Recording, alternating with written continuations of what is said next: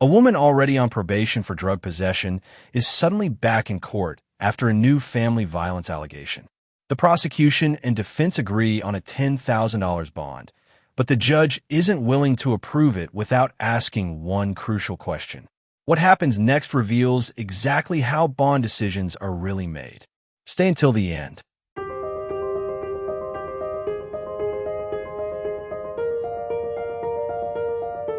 Oh, this is a possession less than a gram So case. the new number one is a family violence. So what's the family violence case? Could somebody pull the motion to revoke? The motion to revoke for me, please. I thought I included that with the.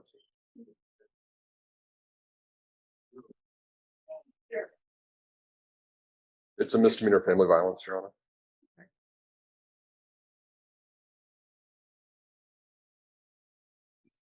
Second docket sheet as well. No. Thank you. Oh, we got two printers. We got the battle of the printers.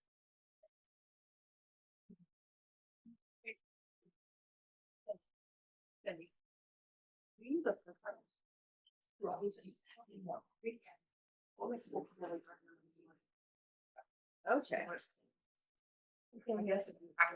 And who's the assault alleged to have been committed against? Your Honor, I believe it's against her mother, Valerie Trinidad. I'm sorry, what's the name? Valerie Trinidad. I used to always want that, but it's a pain in the butt.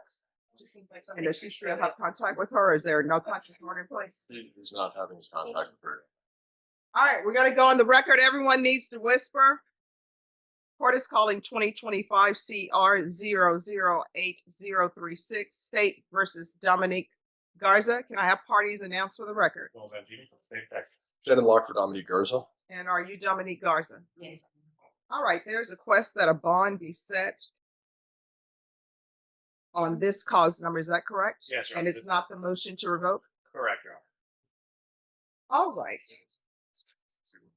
Defense, do you have any witnesses? No, Your Honor. State, any witnesses? Oh, yeah. All right, Ms. Garza, I have some questions. Can you raise your right hand? Do you solemnly swear or affirm the testimony you give will be the truth and nothing but the truth, so help you God? All right, you can lower your hand. And nobody's going to ask any questions about the bond amount she can make? Well, Your Honor, so we have an agreement of 10,000. I mean, you all can do your agreements, but there still needs to be evidence on the record that this is a bond amount that she's able to make. For example, if the bond amount was $1 and y'all agreed to 50 cents, there needs to be some evidence that she can't afford the bond of $1. So has a bond been set in this case already? Previously, when she took the plea, it was set at 5,000. The state has agreed to double it to 10,000. All right, so then we need to figure out whether or not she can make a $10,000 bond. I can ask Ms. All Garza. right, so yes. Ms. Garza, we've talked about bonds. Is that right? Yes. Okay. And what's the amount that you can make? Can you make a $10,000 bond?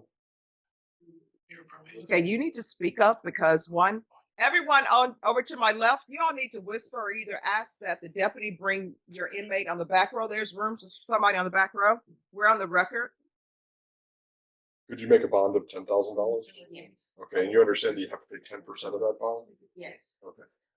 A higher bond, would that be prohibitive to you? Are you all prepared to make a higher bond than $10,000? So if it was a $15,000 bond or a $20,000 bond, would that be something that you could make today? You were prepared to make a $5,000 or $10,000 bond, is that right?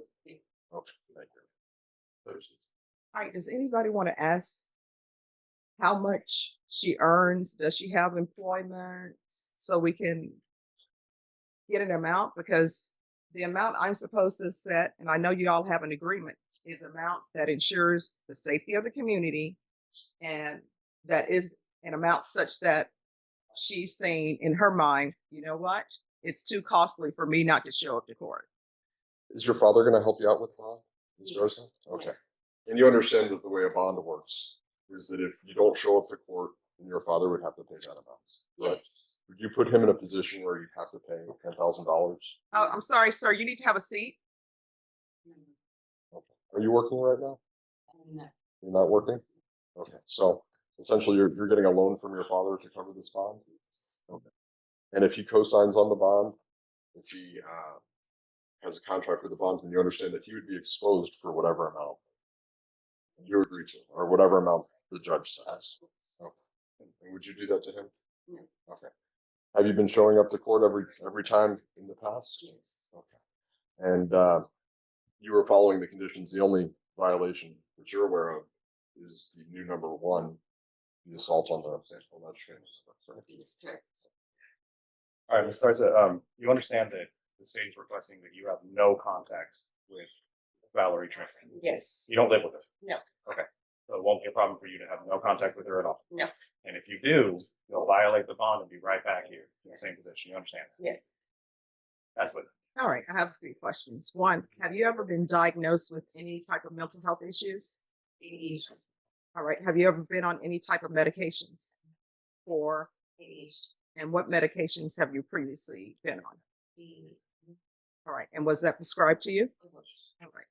In the past, have you ever used any type of, and I'm not talking about this specific case, I don't want you to address any issues with this specific case, the assault case. But other than what you're on probation for, have you ever used any drugs in the past? All right. And if you're drug tested today, what will your results be? I'm sorry, what? Just for my prescription. All right. All right, this is what the court is going to do. The court is going to follow the agreed recommendations from both parties. The court will set the bond at $10,000. There's to be no contact. I'm a underground utility engineer. I'm a contractor with DOD, and I'm with a company with ACP, Associated Construction Partners. All right, and so where does your work take you? Any federal installations, any military installations in and around Texas, and sometimes out of state. All right, and so do you have any objections with him working, providing his work schedule? No, just that he provides a schedule. All right, so I'm going to give you an order, It's not. just in case pretrial services as asking for the information, because I don't want you to lose your employment. Yes, ma'am. Yeah, it's because I'm to report to the Naval Air Station, Corpus Christi, tomorrow. I just want to cover my end so I don't get in no trouble. Okay. Okay, just give me a moment. Please don't talk to inmates, okay? I think the first 2 chairs, first 2 rows open, who wants to sit anywhere else? When do they give you notice that you're going to different places to work? We usually get the notice a week in advance prior to us mobilizing to another site. But as of right now, we've been at the same site. All right, so this is what I'm going to need you to do. I'm going to order that you're allowed to work. However, you're going to have to provide your work schedule to pretrial services. And if they have an issue and don't let you go, go ahead and go because I'm ordering that you're allowed to go. And then have your attorney come in and address it with me and we can zoom in a pretrial services officer, okay? Can you cover me? Well, I mean, I'm going to order that you're allowed to work, yes. Okay, thank you so much. I'm telling you, if somebody wants to, if there's a violation order from pretrial services, I always have the state and the defense confer over it before I sign it. Now, if it's somebody is alleged to have committed a new crime, Yes, ma'am. I'm going to address that probably before parties come in, okay? Yes, ma'am. All right. Thank you so much. You're welcome. All right, so you're going to have to provide them proof of employment and your work schedule.